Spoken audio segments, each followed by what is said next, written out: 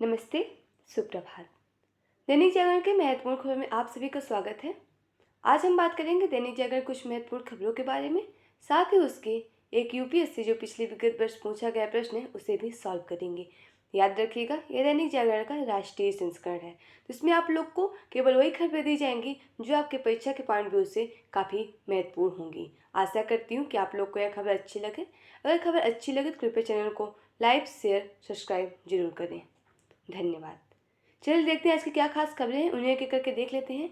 खबर की तरफ आगे बढ़ने से पहले हम प्रश्न को देखेंगे, उसके बाद हम खबरों को एक एक करके देख लेंगे। चलिए देखते हैं आज का प्रश्न क्या है। यह सिविल सेवा परीक्षा विगत वर्ष 2018 का प्रश्न है। प्रश्न है, निम्नलिखित देशों पर विचार कीजिए। ऑस्ट्रेलिया, कनाडा, चीन, भारत, जापान, यूएसए। उपयुक्त में से कौन आसियान के मुक्त व्यापार भागीदार में शामिल है? विकल्प दिया है इसमें। ए केवल 1, 2, 4 और 5। बी दिया है विकल्प 3, 4, 5 और 6। सी विकल्प दिया है 1, 3, 4 और 5। डी विकल्प दिया है केवल 2, 3, 4 और 6। आशा करती हूँ कि आप लोग इसका आंसर कमेंट बॉक्स में जरूर बताएंगे। इस क्वेश्चन के साथ ही आप लोगों के लिए आज का एक अभ्यास प्रश्न भी रहेगा, तो वो हम वीडियो के लास्ट में जरूर बताएंगे। अगर आप लोग को इस क्वेश्चन की जो इसमें दिया है यूपीएससी का, इसका फुल एनालिसिस चाहिए तो वीडियो के लास्ट तक जरूर देखें, और एक क्वेश्चन आप लोग के अभ्यास के लिए रहेगा, उसे भी आप लोग जरूर देखें। चलिए देखते हैं आज की क्या खास खबरें हैं। लोग बताएं, मैंने जो कहा था वैसा हुआ या नहीं, है हमारे प्रधानमंत्री नरेंद्र मोदी जी कह रहे हैं। काशी तमिल संगम का किया शुभारंभ, विकसित भारत संकल्प यात्रा को संबोधित किया। विकसित भारत का संकल्प यात्रा को अपने कामों की कसौटी पर परीक्षा बताया। पीएम ने कहा, गरीब को आत्मविश्वास देता है कि पक्का घर व गैस सिलेंडर लाभार्थियों को नहीं, सरकार को उन तक पहुंचाने की आवश्यकता है। मतलब उनका कहने का मतलब है कि लाभार्थियों को नहीं सरकार तक जाने की जरूरत है, मतलब जो सरकार है ना उनको वहाँ तक पहुँचने की आवश्यकता है। यहाँ बात करते हैं जो काशी तमिल संगम, ये शब्द आप लोग के दिमाग में हो रहा है कि इसका मतलब क्या होता है। काशी तमिल संगम का दूसरा चरण प्रधानमंत्री नरेंद्र मोदी द्वारा वाराणसी में प्रारंभ किया गया, वाराणसी के नामक घाट में शुरू किया गया। यह 15 दिन चलने वाला कार्य है। और काशी तमिल संगम की बात करें, काशी का मतलब नॉर्थ इंडिया, तमिल का मतलब साउथ इंडिया, और दोनों को जो मिला के संगम होता है ना, उसी की बात हो रही, काशी तमिल संगम। इसमें एक जत्था यानी समूह होता है, और पहला जत्था तमिल से काशी की ओर पहुंच चुका है। इसमें 6 टाइप के लोग हैं। पहले शिक्षक, व्यापार, पेशेवर, अध्ययन, किसान और लेखक। इन लोगों से जुड़े रहने के लिए कुछ महत्वपूर्ण नदियों का भी प्रयोग किया गया है, जैसे शिक्षक के लिए यमुना, व्यापारी के लिए कावेरी, पेशेवर के लिए गोदावरी, अध्यात्म के लिए सरस्वती, किसान के लिए नर्मदा और लेखक के लिए सिंधु। और ये बता दें कि आप लोग को ये पीएम मोदी के द्वारा चलाया गया है।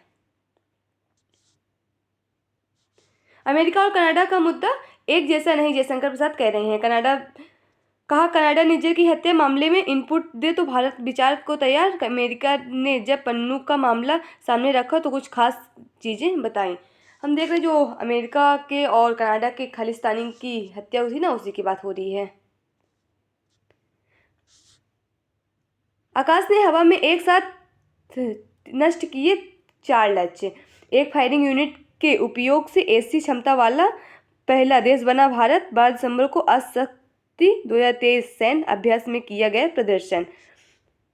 डीआरडीओ द्वारा स्वदेश में विकसित इस मिसाइल का प्रदर्शन 12 दिसंबर को अस्त्र शक्ति 23 सैन्य अभ्यास के दौरान किया गया। यह अभ्यास का आयोजन भारतीय वायुसेना ने किया था।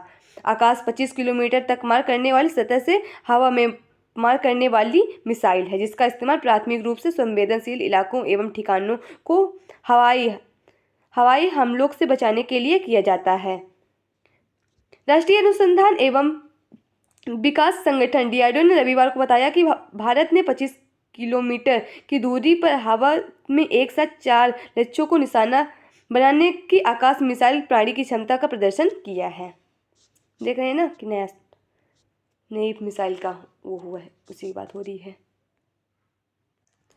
डीआरडीओ की बात कर रहे हैं, DRDO defence research and development organisation, रक्षा अनुसंधान एवं विकास संगठन की बात हो रही है। यह भारत का एक प्रमुख अनुसंधान संस्था है। इसकी स्थापना सन 1958 में हुई थी। यह रक्षा मंत्रालय के अधीन कार्य करता है। इसका मुख्यालय यानी हेडक्वार्टर दिल्ली में देखने को मिलेगा।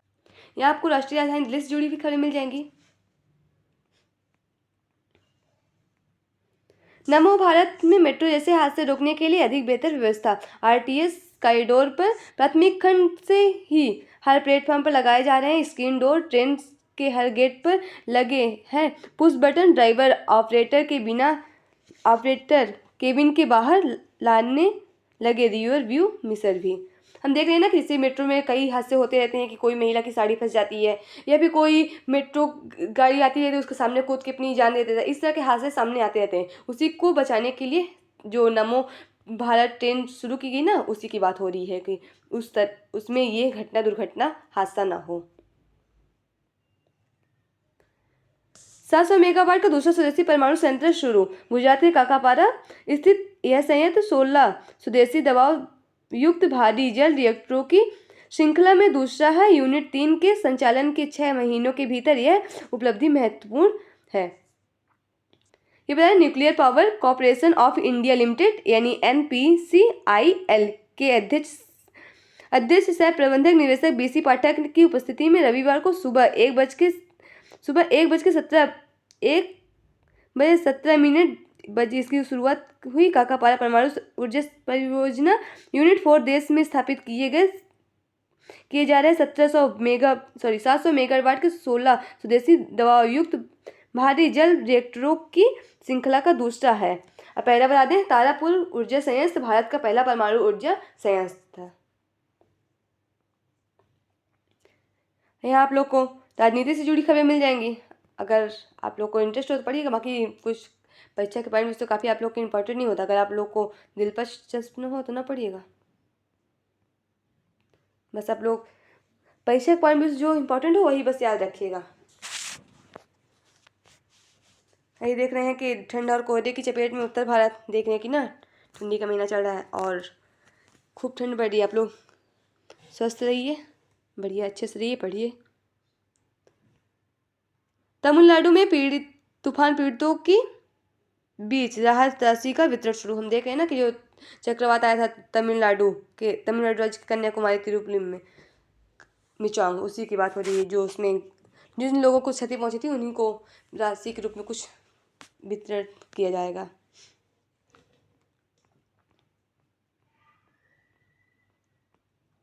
यह आप लोग को यह संपादकीय पत्र है आप लोग के प्रीलिम्स मेंस इंटरव्यू अन्य प्रतियोगी परीक्षाओं के लिए भी सहायक होगा। अगर आप लोग किसी वनडे एग्जाम अन्य प्रतियोगी परीक्षा की तैयारी कर रहे हैं, तो अगर आप लोग सिविल सर्विस की तैयारी कर रहे हैं, उसमें आप लोग निबंध लिखेंगे, उसके लिए आंसर राइटिंग, उसके लिए इसमें काफ़ी महत्वपूर्ण आर्टिकल दिए होते हैं जब आपके परीक्षा के पॉइंट ऑफ व्यू से काफ़ी नॉलेज आप लोग को मिल सकती है। तो पढ़ लीजिएगा, काफ़ी इंपॉर्टेंट होता है ये पार्ट। जीडीपी में आई तेजी से, रोजगार सृजन की गति।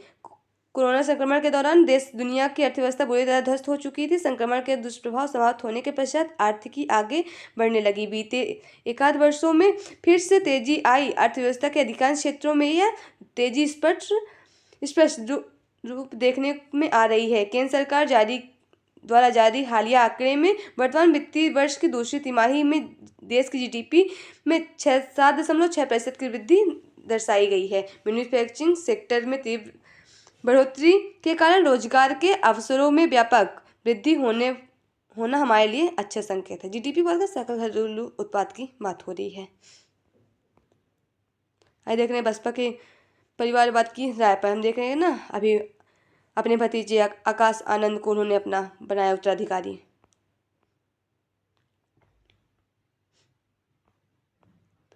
दो 2023 में 1.5 लाख करोड़ की FPI निवेश। FPI बता दें, विदेशी पोर्टफोलियो निवेश की बात हो रही है। वैश्विक अनिश्चितताओं के बावजूद घरेलू बाजारों में जाकर निवेश कर रहे विदेशी पोर्टफोलियो निवेशक 43,000 करोड़ के पार पहुंची FPI निवेश दिसंबर में अब तक।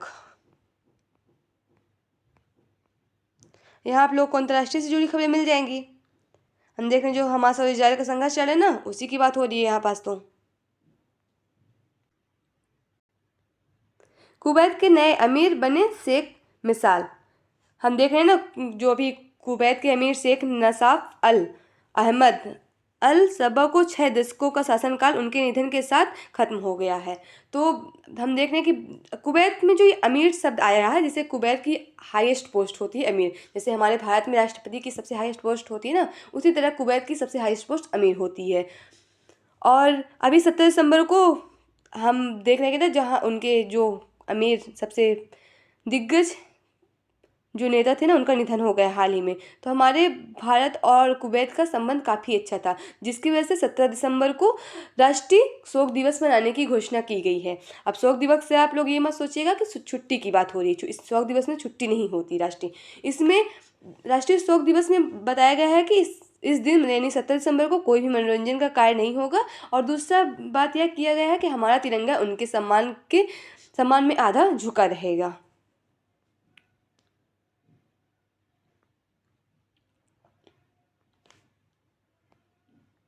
ये देख रहे हैं कि नाटो पर हमले की रूस की कोई योजना नहीं है, पुतिन रूस के राष्ट्रपति कह रहे हैं। हम देख रहे हैं ना कि यूक्रेन और रूस का भी युद्ध चल रहा है, एक साइड उसकी बात हो रही है।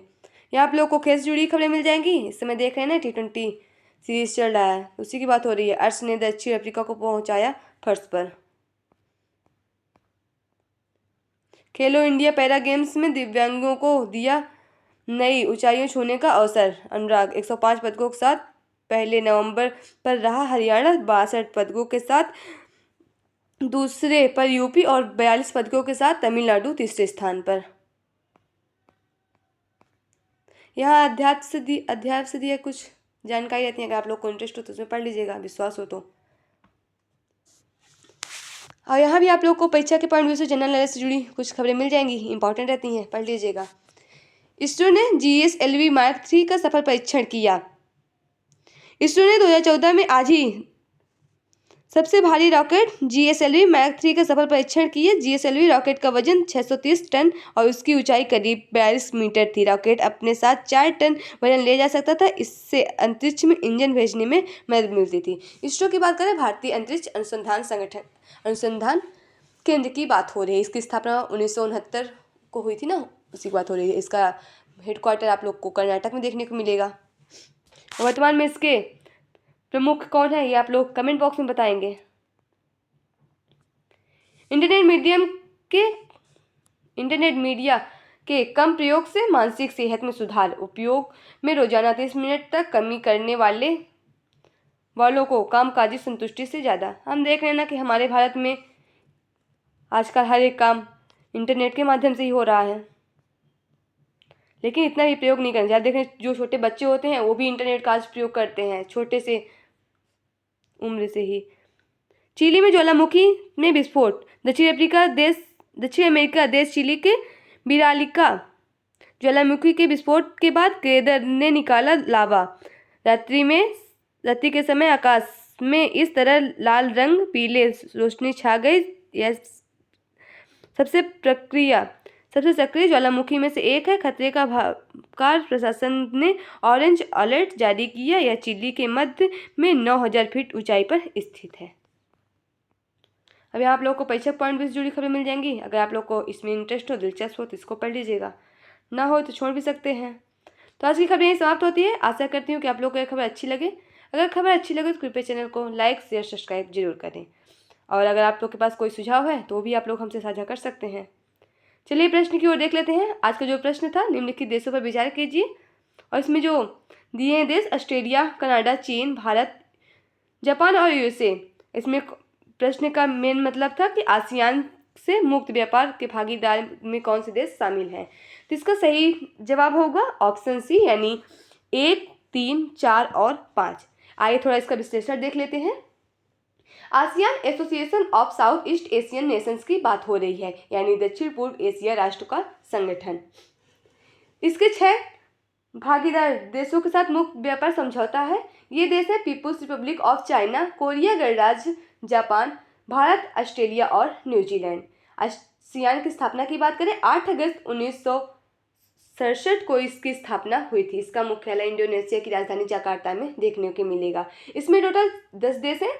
Myanmar, Thailand, Laos, Cambodia, Vietnam, Malaysia, Singapore, Indonesia, Brunei, Philippines. और इसका उद्देश्य है, इस संगठन का उद्देश्य है, ये दक्षिण पूर्व एशियाई देशों का समूह है जो आपस में आर्थिक बढ़ावा देने और क्षेत्र में शांति और स्थिरता कायम रखने के लिए कार्य करता है। और आशा करती हूँ कि आप लोग को ये जानकारी अच्छी लगी। अगर मैंने आप लोग से पहले ही बोला था कि आप लोग के लिए आज एक अभ्यास प्रश्न होगा और इसी प्रश्न से रिलेटेड होगा, तो मैं आप लोग के लिए प्रश्न है कि मेरा कि अभी हाल ही में एशियान का 11वां मेंबर कौन बना है। तो आप लोग उसका आंसर कमेंट बॉक्स में ज़रूर बताएं और यह किस संगठन के अध्यक्षता में बना है और उस समय उसकी अध्यक्षता कौन कर रहा था। इसका आंसर आप लोग कमेंट बॉक्स में ज़रूर बताएंगे। धन्यवाद।